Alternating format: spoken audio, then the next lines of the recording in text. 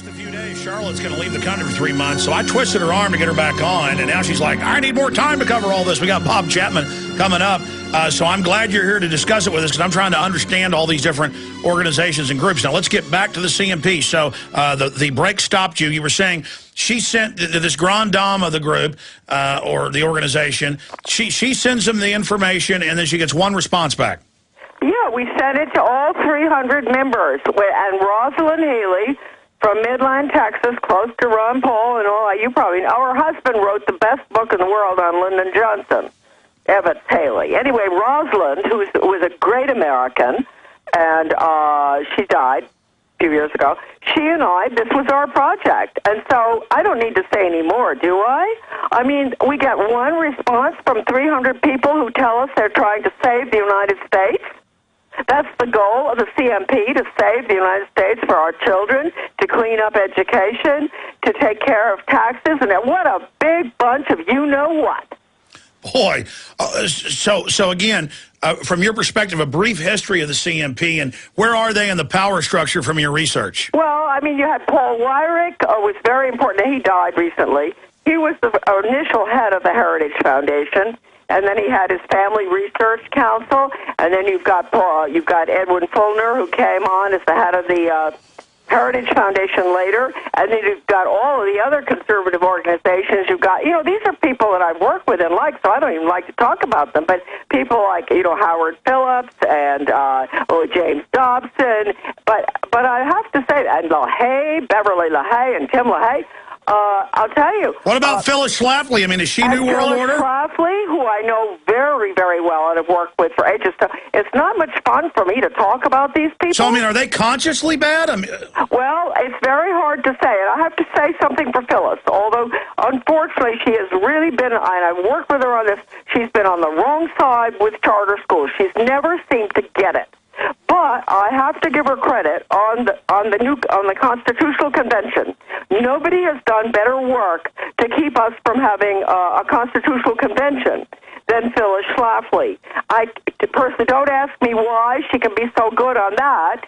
And then support charter schools, which are going to be the vehicle which will bring this country down into the planned economy with unelected boards across the board. No, but that's my issue is that I know the CFR's bad, and but a lot of their members are mid-level. They're brought in to be co-opted and controlled. I, from my research, do believe that, I don't know if it was founded good or got taken over, but certainly the CMP goes along with the whole neocon agenda and is bad. I just get emails saying, cover the CMP, so I've done research on it. It was funded by Rockefeller and Scaife Mellon and all, same as Heritage.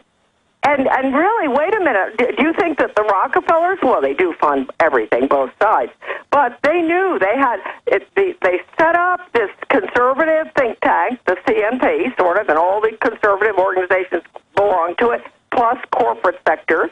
No, I know they set up Heritage. You're saying you're sure they set it up? Wow, then it's purely bad then. Yes. And what I want you to do, because I'm not the expert on this, but I have told you, Alex, you must interview Kelly Nelson and Shay Simonton. These are brilliant gals who are out there. Nobody ever heard of them because nobody wants anybody to hear of them. Well, I'll tell you who talked about this briefly in an interview, and I should have gone into it in more depth because, he's his uncle was a conservative icon. He's very well known. That's Joel Skousen of Cleon Skousen family. And he agrees with you. So, and in fact, we went and interviewed him in a two-part interview on this subject and other subjects, how the neocons control the conservative movement. That video is going up on prisonplanet.tv either tomorrow or... Well, that's terribly important, I'm glad you're doing that. But what I want people to understand, I want to reduce it to the level where people... Look... All right, stay there. Back in 60 seconds. Back in 60 seconds. We'll have 5 more minutes ahead of Bob Chapman. Stay with us. And... we've got a report coming out that gets into how the conservative movement's controlled, and we've, of course, covered that a lot in the past from the Council on Foreign Relations that is bipartisan, but also how the establishment tried to go in and control the anti-New World Order movement, and that is this full-spectrum dominant system. Nothing can stop you, as the American people, from going out and running for office yourself and sticking to the issues and not being co-opted. There's been an attempt to co-opt the Tea Party. It's been somewhat successful, but not overall. And that's why we're getting major traction, because of people like Charlotte Iserbyt over the years and Dr. Stan Monteith and countless others fighting the good fight against tyranny. You said you wanted to boil this down, Charlotte. Well, Alex, I just want to ask your listeners there, how can they trust the Council for National Policy to do what they want them to do, which means every single conservative organization you ever heard of belongs to that group, if we send out a letter to every single president of that particular group in order to asking them to help us get out of the most important entity, which is going to take us down into a Soviet system, which is the UN, which was founded by communists. How can we trust these groups when they don't even answer our letter asking for help to get out of the UN? What about the John Birch Society? They've got the big get us out of the UN movement. They've been doing that for years, but I understand in the beginning they were infiltrated as well. What you've got to understand is that the infiltration is complete across the board. And remember, I mean, I'm not talking about CNP funding as much as others, because CNP is all the different groups. But the Heritage Foundation was funded by Richard Mellon Scaife. That's Chase Mellon Bank and Rockefeller. They gave them $900,000 to get it off the ground. No, I knew that. I've seen the proof of that. I haven't seen the proof of the John Birch Society. I've seen people claim that. I know. I haven't really seen it either, and if I do, I try not to believe it. But anyway, I mean, Charlotte, here's an example. People say we're owned by ABC at Genesis. When to be on talk radio, we've rented probably over the years 15 or more different satellites. Anybody can go, rent a feed on a satellite. That's how a gardening show gets syndicated. It's not true. Or they say some guy from Saudi Arabia owns us with no proof. And so my experience is I've gotten a little more seasoned in all of this. Is that I have always just constantly hear people say, this is this is that.